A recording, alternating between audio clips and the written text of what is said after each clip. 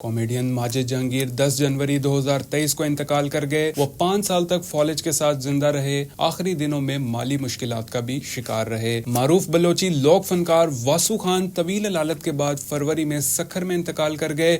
انہوں نے شہزاد روئے سمیت کئی گلوکاروں کے ساتھ فن جوہر دکھائے۔ میزبان صداکار اداکار ضیاء الدین محی الدین 13 فروری کو جہان فانی سے کوچ کر گئے۔ انہوں نے پوری لگن اور محبت کے ساتھ فن اور ثقافت کی خدمت کی۔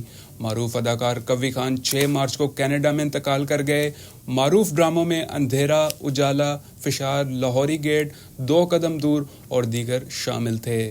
پاکستانی ٹیلی ویژن کے نامور اداکار اور پروڈیوسر طارق جمیل پراچا 9 اپریل کو ہمیشہ کے لیے ساتھ چھوڑ گئے، جبکہ اداکار عثمان خالد بٹ کے والد اور پی ٹی وی کے سابق اداکار خالد سعید بٹ 13 اپریل کو انتقال کر گئے۔ 7 مئی کو پاکستانی ٹیلی ویژن کے سینئر اداکار شبیر رانا انتقال کر گئے۔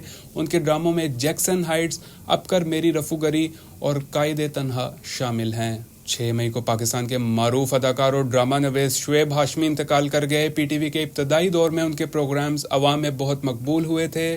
پانی دا بلبلہ سے شہرت پانے والے گلوکار یعقوب عاطف 12 مئی کو انتقال کر گئے تھے۔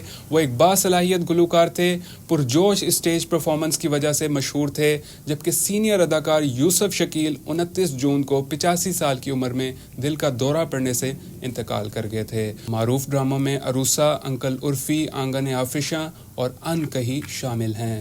معروف گلوکار اسد عباس 15 اگست کو انتقال کر گئے تھے۔